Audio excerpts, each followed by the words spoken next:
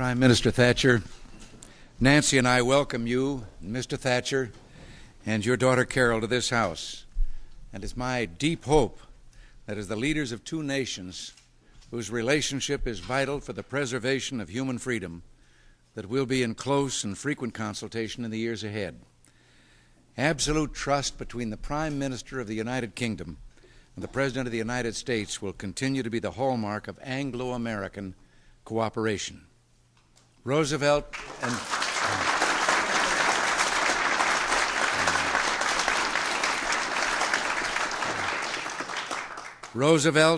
Churchill, Attlee and Truman, Eisenhower and Macmillan, these names inseparably linked in recent history. The legacy of their relationships is nothing less than the security and the freedom enjoyed by our nations today. We will continue in this great tradition, not only because it's essential, but also because our two peoples expect and insist on it. Our joint love of liberty was spawned by a common heritage. It was English history and tradition with the Magna Carta and the common law which gave birth to our Declaration of Independence. It was men of enormous intellectual capacity and courage, John Locke, Adam Smith, Thomas Jefferson, Alexander Hamilton, and John Stuart Mill, whose powerful ideas fed our notions of individual freedom and the dignity of all people. In her London address last month to the Pilgrim Club, the Prime Minister affirmed that her own political convictions are founded in that love of freedom, that rejection of tyranny and repression which inspired the Pilgrim Fathers and those who followed them to America. Well, it's widely known that I share many of your ideals and beliefs, Prime Minister Thatcher. My admiration for you was reinforced during today's productive meeting. I believe, however, that our relationship goes beyond cordiality and shared ideals. In these days, the survival of our nations and the peace of the world are threatened by forces which are willing to exert any pressure, test any will, and destroy any freedom. Survival in this era requires us, as those who preceded us, to take freedom in the palm of our hands and never to cower behind a veil of unrealistic optimism. We shall learn from those who spoke of the need for vigilance, even when speaking out was not popular. Winston Churchill was such a man more than any other who symbolizes the link between our two nations. He was the son of Britain, but the child of a New World woman. His dedication to principle was not without hardship, yet his courage never wavered. We, undeniably, are the beneficiaries of the freedom he loved and the peace that he sought. He had two nations in his soul, but he touched all nations with his spirit. But today, peace, Churchill's peace, is in danger. It may serve us to look to the wisdom of his words. He said, and I shall quote him, "The peace will not be preserved without the virtues that make victory possible in war. Peace will not be preserved by pious sentiments expressed in terms of platitudes or by official grimaces and diplomatic correctitude, however desirable these may be from time to time. It will not be preserved by casting aside in dangerous years the panoply of warlike strength. There must be earnest thought. There must also be faithful perseverance and foresight. Greatheart must have his sword and armor to guard the pilgrims on their way. Above all, among the English-speaking peoples there must be the union of hearts based upon conviction and common ideals." After our discussions today, I'm confident that we too will be as Greatheart and guard the world's pilgrims on their way. Together we'll strive to preserve the liberty and the peace so cherished by our peoples. No foe of freedom should doubt our resolve. We will prevail because our faith is strong and our cause is just.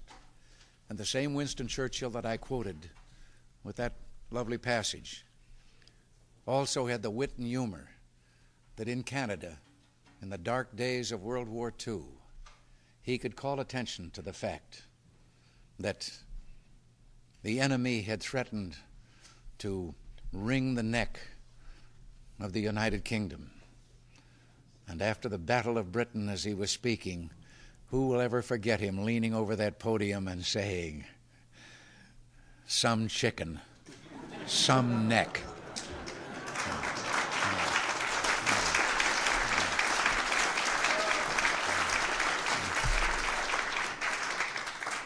I ask you now to honor our most welcome guest this evening and her country by joining me in a toast to Her Majesty the Queen.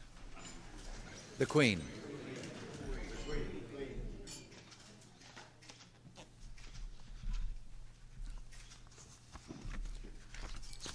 You are very welcome here. We're delighted that you'd come.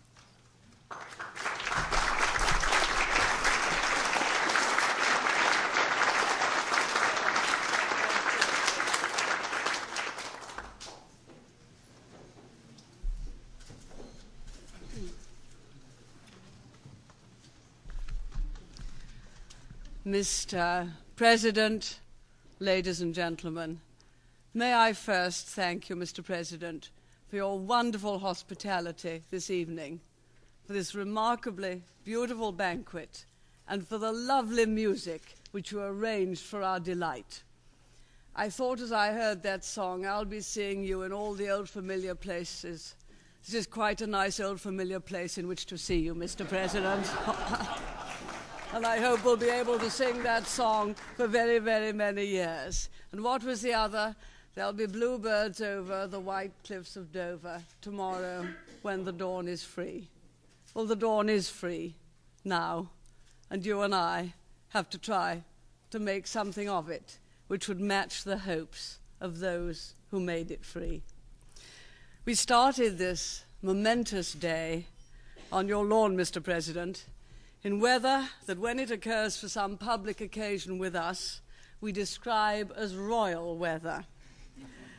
And it's a great pleasure to end the day in your house at this glittering dinner party as guests of you and Mrs. Reagan. We've heard so much of your oratory as a speaker, and it's been such a delight to hear you speak, and I've been very moved by what you've said. I'm told, Mr. President, that when you and Mrs. Reagan were inspecting your new home where we're dining this evening to see what refurbishment was needed, you came across some charred areas, vestiges of certain heated events in 1812.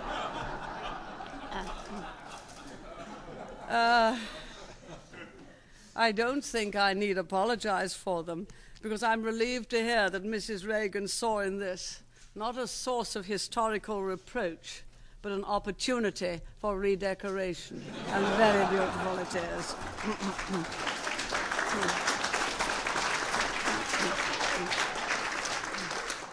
This sense of renewal that's in the air is making itself felt far beyond this lovely house. You, Mr. President, won a massive victory in November after a marvelous campaign in which you made clear your determination to set your country on a fresh course. You underlined that determination last week in a budget speech which I very much admired, and so it seemed to me did all those who heard it. Mr. President, when you come to visit us in Britain, and I do hope it will be soon, you'll find that there's been change and renewal in the old world too.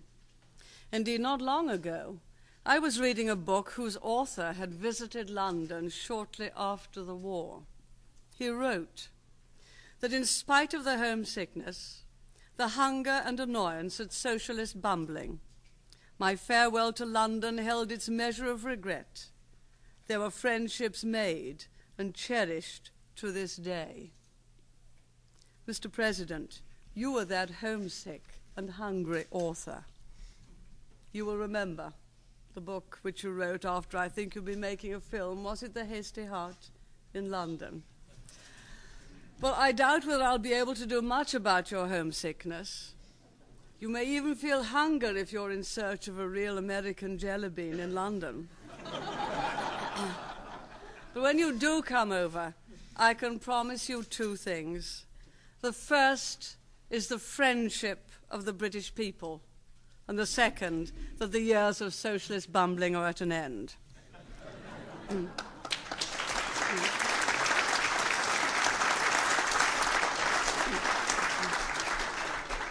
I'm proud to lead a Conservative administration in Britain. For me, and I know for you too, Conservatism doesn't mean maintenance of the status quo.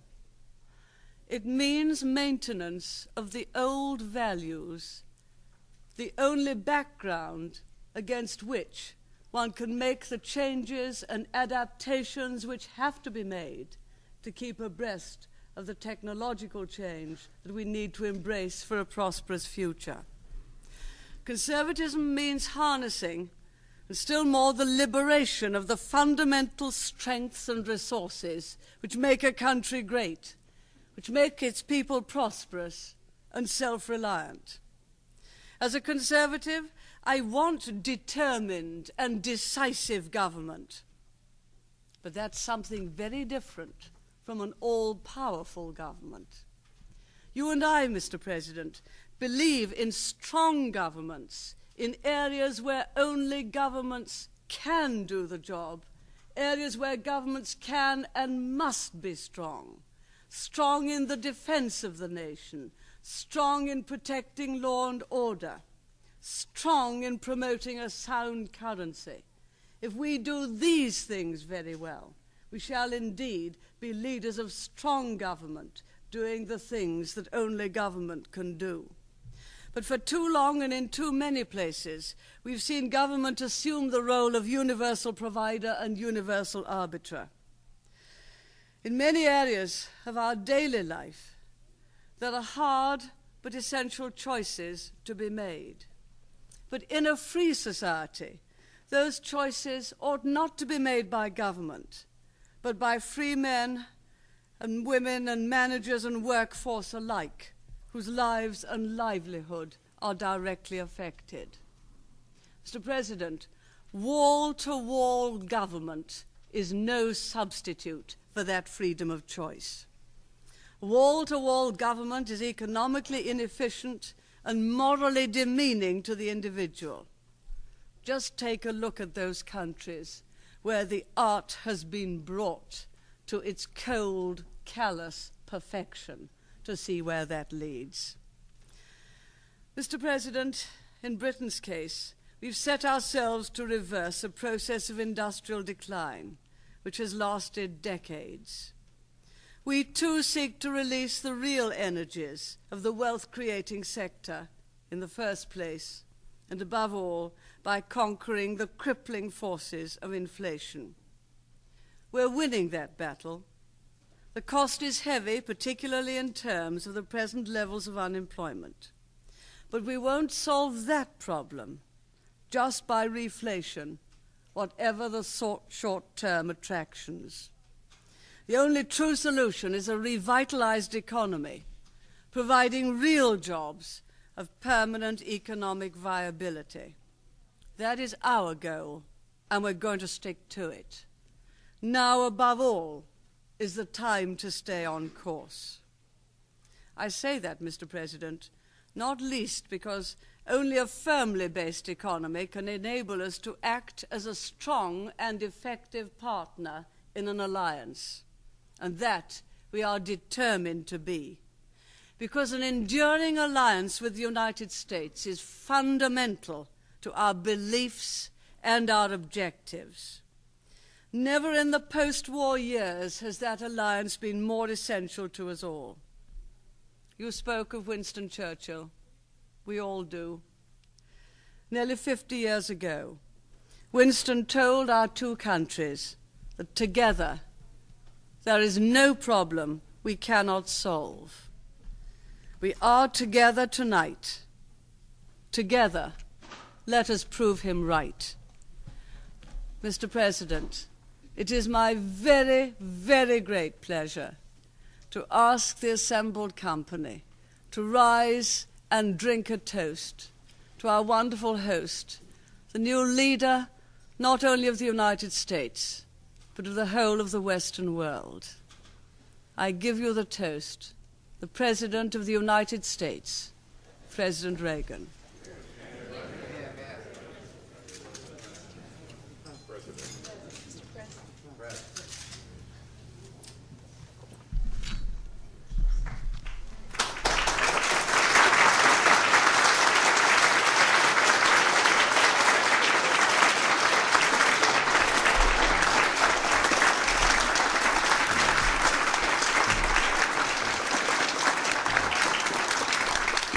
Madam Prime Minister, thank you very much. And now, may I invite all of you to go to the green and the blue and the red rooms for coffee and liqueurs, and from there, then make your way into the East Room where you started this evening and where we are going to be entertained for a period by the Harlem Ballet. So I think we shall lead the way and all have